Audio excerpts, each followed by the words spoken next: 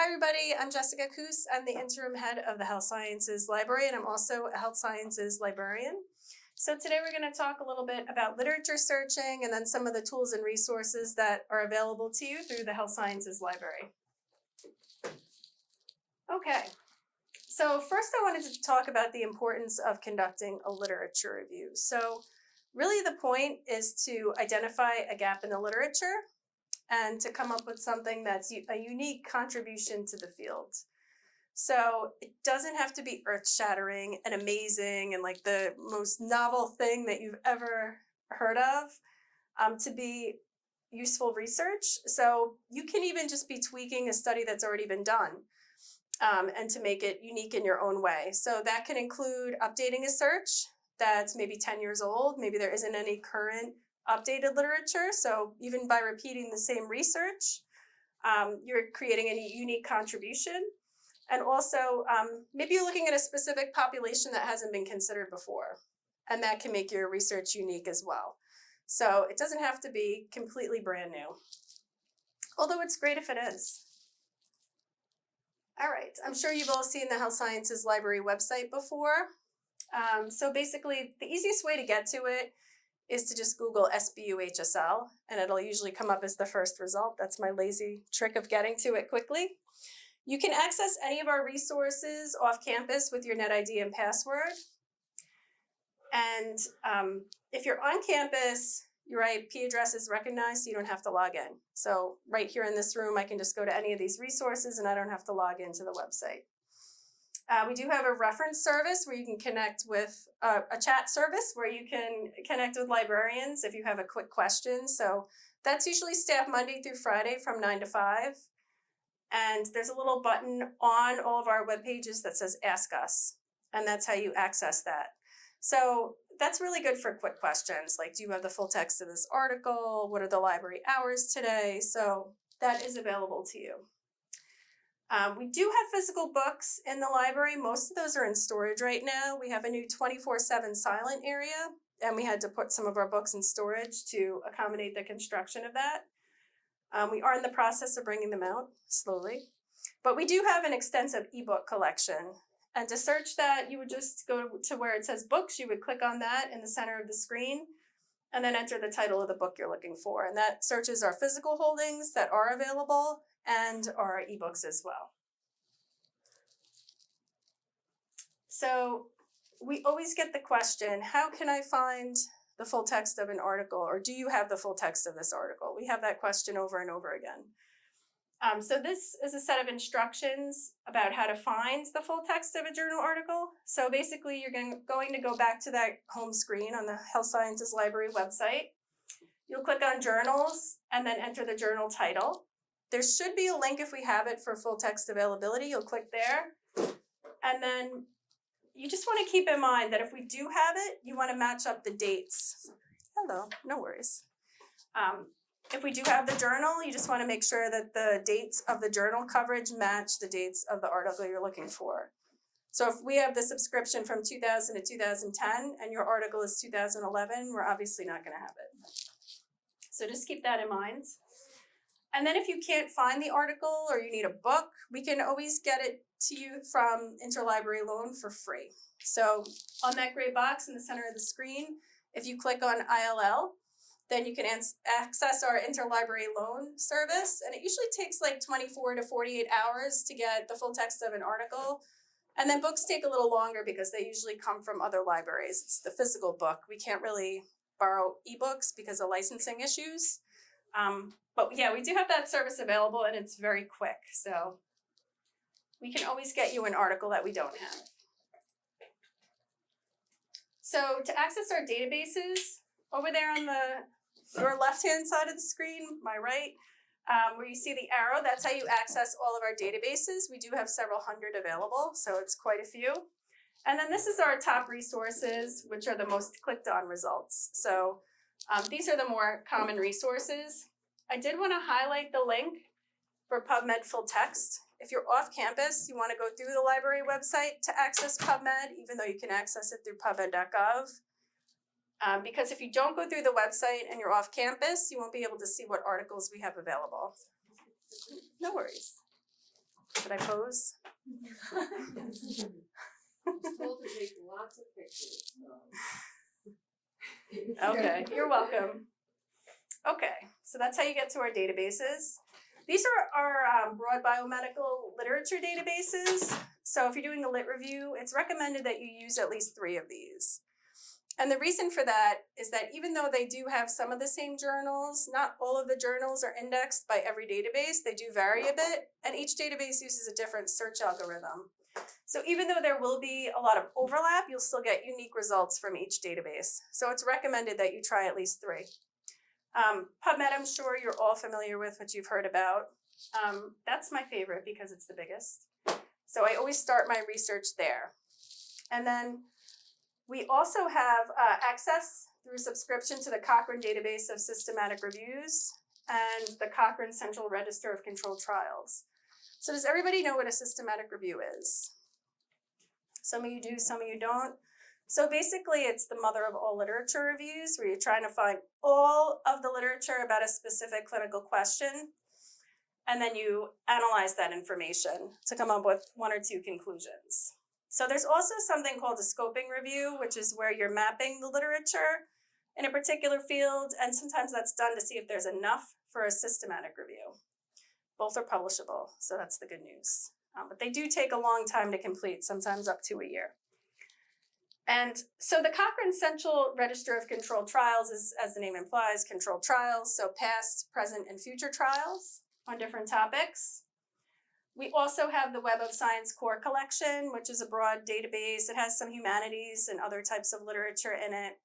But the strength of that database is really that you can access citation information about articles very easily. So let's say you found the perfect research article and you want more like it. Maybe you want to look at the studies that cited that one. And it's very easy to do that in that database. Or maybe you want to look at all the references from that article to see if those articles are useful to add to your results. So it's helpful for that.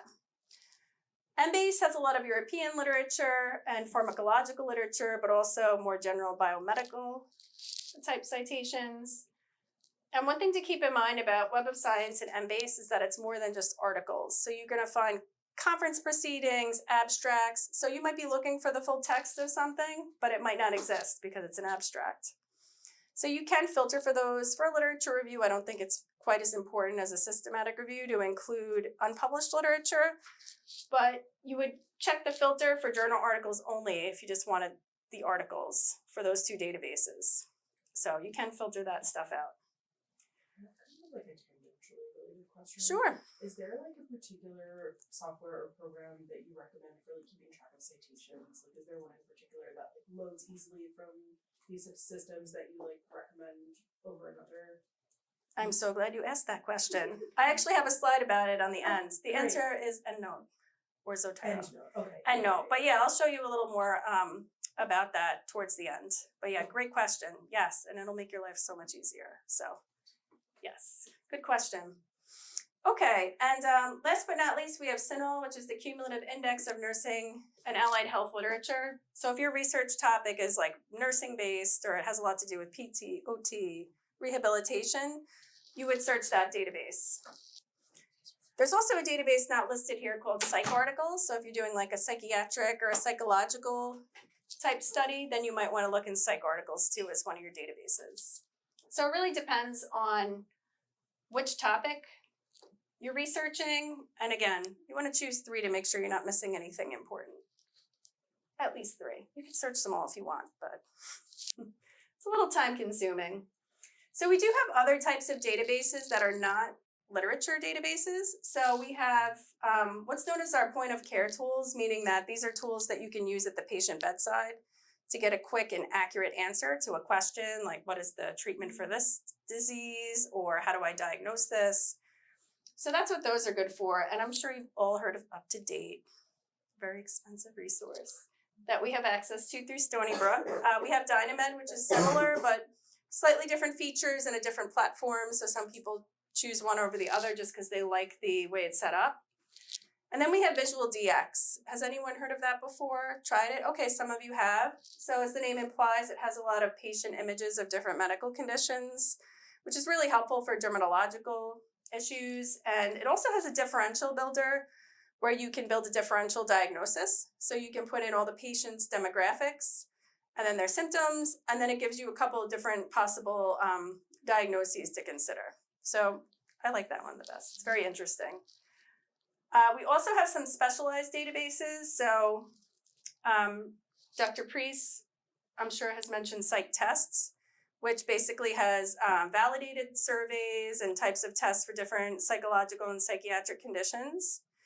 So sometimes the full text of the test is included in there, but sometimes it's just a description of the test that's available, and a librarian can help you find the actual resource if you need it. But due to licensing concerns, it doesn't always have the full text of all of the tests in there. Lexicomp, I'm sure you all know, is a drug database, and Complete Anatomy. So this resource is used primarily by medical students to study anatomy, and basically it's a virtual 3D model of a cadaver, and you can remove layers, you can examine different structures, you can isolate things. So that's really helpful for the study of anatomy. It's an app, you have to download it, and then we have a code available on our library website that you can enter to get free access. So this one is used very heavily, like I said, by medical students, but it could be useful for anybody. And then we also have other resources, Clinical Key and Access Medicine, which is mostly textbooks and some study materials too. And any books in either of these is accessible either through these platforms or it's integrated into our catalog. So if you're looking for a book and it's in Clinical Key, it should come up by searching our catalog too. Okay, so I'm sure you've all heard of PICO. You familiar with it? Question. Yes, of course. So when utilizing the PubMed, for example, are you able to elaborate more about what specific mesh terms I should be using for specific topics to have the highest yield, so I'm not just sifting through so many? Sure, and I'm so glad you asked that, because I'll show a little demonstration of PubMed and how to use it and how to narrow and tweak your search or how to expand it if you're not getting enough results. Okay. But yeah, that's a good question. I don't have time to go into mesh terms today, but I can, talk briefly about them. For those of you that don't know, it's called, they're called medical subject headings. And basically, I look at it as like an Instagram and hashtag, a hashtag and Instagram. So if you're interested in articles about a certain topic, then you would use mesh to search. Use mesh terms to search for articles on that topic. Okay. Whereas whatever we enter in the search box, the database is just looking for an exact match of those terms in the title, abstract, author keywords, and a couple other places. But that's a good question. And of course, I can always meet with you individually if you need help. So please don't struggle needlessly.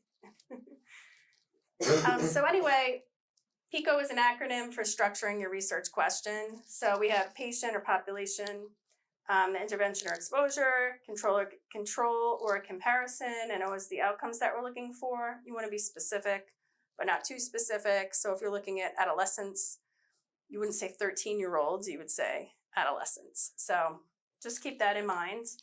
And then also you want to think about the type of study that you're looking for. So if you're studying the effects of lead paint on children, you're not going to look for a randomized controlled trial because they're not going to feed lead paint chips to children. So you just want to keep that in mind, that you're looking for a particular type of study based on the type of question you're asking. So Boolean logic, throwback to the undergrad years, and, or, and not are our Boolean operators. So and we use to connect different concepts, or we use to connect synonyms, and then not will exclude certain terms, and I'll show you an example of this. So this is a Boolean search. So remember, when we're searching for text words, whatever we put in the search box it's looking for is what the database is looking for. So if we just enter emergency, it might not include other synonyms. So it's important to include a good amount of synonyms for each of your concepts. So we can see here all of the synonyms for each category are in a specific color. So for emergency, they're all in blue. So emergency or acute or critical are the terms searched for that concept, because you don't know what term an article is going to use and you don't want to miss anything. So the more synonyms you add, the more results you're going to get. So you can see the same thing for treatment. We have a bunch of different terms. For the concept of motor vehicle accident, we have 2. And then at the end, we have not for pedestrian or walking. And I'm very hesitant to use not because even if we have an article that's relevant, if it happens to mention one of these terms, it's not going to show up. So I tend not to use that. I tend not to use not. I try to avoid it. And then, so of course, also, if you need to expand your search narrow your search results, you want to make your search more specific. Anything you add with and will narrow your search results. Okay. So once you have your Boolean search constructed, you can further clarify your search, excuse me, by searching within specific fields. So maybe you want a word to appear in the title of the article or the abstract, and that'll narrow it down quite a bit. Or maybe you want to search for articles only from Stony Brook University, so then you might search the affiliation field for Stony Brook in order to find those articles. We discussed mesh already. Mesh is known as a controlled vocabulary, and we talked about the difference that you have to use a mesh term to find articles about that term, and the text word searching will just pull up the articles based on that keyword search. And for controlled vocabularies, not every database has one. Web of Science doesn't. The other databases have their own. PubMed and Cochrane use mesh, but the other databases have their own set of terms. And you have to use their exact term and look it up in the database to add it to your search. And then we're going to add filters to our search to further refine it. So we have date, study type. They vary from database to database. Maybe that journal article filter would be helpful. So that'll narrow it down too. So these are some of my favorite tips and tricks for searching that you may or may not know about. So there's truncation. So instead of having to write, for example, all these variations of the word therapy, if I just put the root word with an asterisk, it automatically includes all of those in my search. So I don't have to brainstorm every single one. Or if I'm searching for a specific phrase, if I put it in quotes, it'll look for that phrase exactly. So for example, the word heart attack. If I put heart attack in the search box without quotes, it's going to look for heart and attack separately, and it might not be very relevant. But if I put heart attack in quotes, it's only going to pick up that phrase. So that can definitely help narrow your results too. All right, so let's take a look at PubMed and try out some of these features. Whoops. Okay, so I have to just go to the browser. I'm going to choose this one. Okay, so since I'm on campus, I could just go to pubmed.gov. I'll go over here so you can see. PubMed.gov. I'll recognize my location. Okay, so here we go. So let's say we're interested in the research topic of pelvic floor injuries and preventing them. So we can just simply put pelvic floor injury and prevention. It's not a bad search. I always put and in between my terms just to keep track of what's what, but even if I didn't put and, it would still treat it the same way. So if we scroll down a little bit, we see we have 330 results. That's a lot. So I don't have time to scroll through that many. So let's try to narrow it down a little bit. So one thing we can do is we can look for a way to add another term to narrow our search a bit. So we see this first one is about vaginal birth, so maybe we could add that as a term, and that'll help narrow down our results.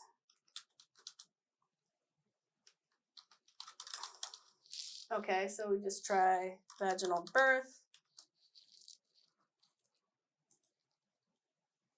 So we only have 38, and I think we can make this search a little more thorough based on the way we have it now. So let's use some more of those tips and tricks.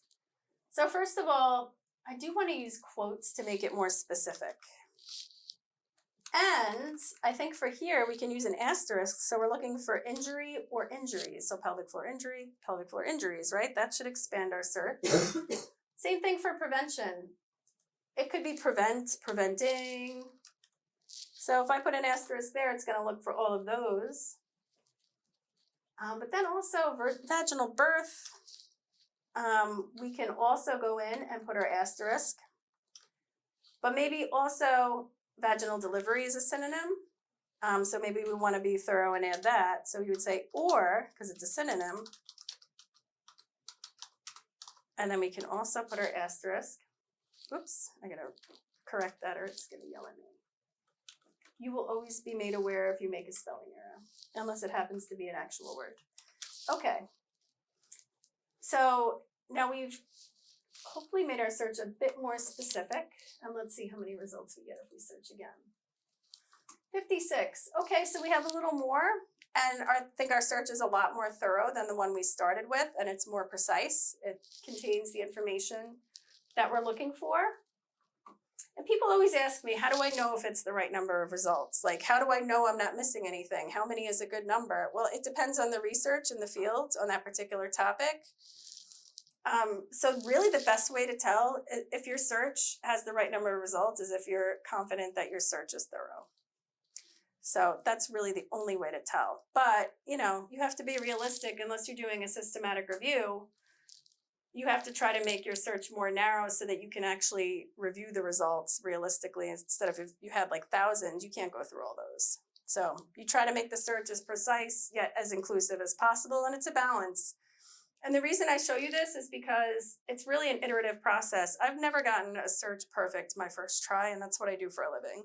I always have to go in and tweak it and change it. And I think that's why people get frustrated with research. They expect it to be like Google. Well, I told the database to do this for me and it didn't. But you really have to use all these tips and tricks to get the best results possible. So sorry, the asterisk is what allows you to use the or. So or is for all our synonyms. So I didn't have to use the parentheses here. The asterisk will look for like any variations of that term. Right. So birth or births, delivery or deliveries. Okay. So that's the helpful, yeah, so instead of like writing them all out. Yeah, exactly. Yep. Okay, and so now what we can do is, I'm just gonna expand my screen so you can have a better view. Now we can apply our filters on the left-hand side of the screen, so we can drag and drop. Maybe we're interested in the past 10 years or so of articles. And so now we have 35, which is a very manageable set. We could add any sort of article types that we wanted to, clinical trial maybe, click that. Now we're down to 5, which really isn't that many. But we can also add additional filters that aren't shown on the side of the screen. So if I click here, I usually add language because, believe it or not, there's non-English articles in PubMed. So sometimes the abstract is in English, but the article isn't, which can be deceiving. So usually I will just click English and then select show. So this just shows the filter, it doesn't apply it. I have to check the box to apply it. One important thing to keep in mind though is if I do other searches after this, it's still gonna hang on to all these filters. So you just have to go to the bottom of the screen and reset all filters. So that's a very quick demonstration of PubMed. Any questions?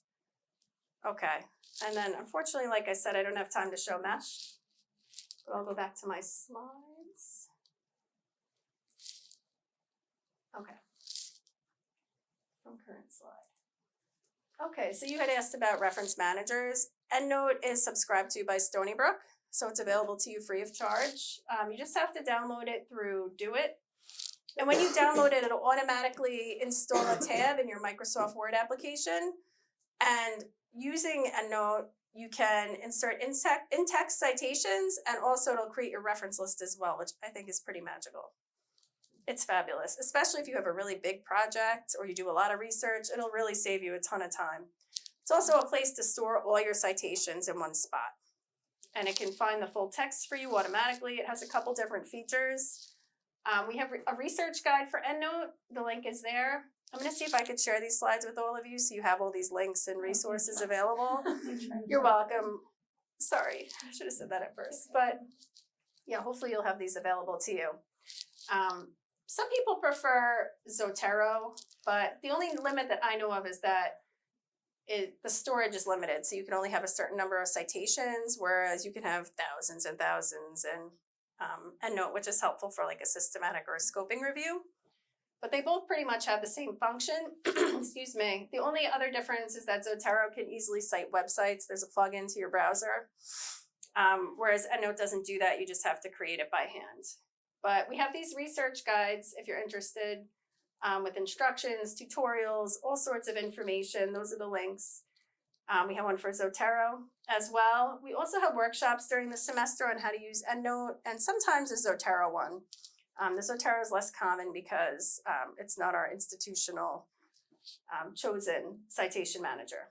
But you could also set up a consultation with me if you'd like, and I can help you use either one.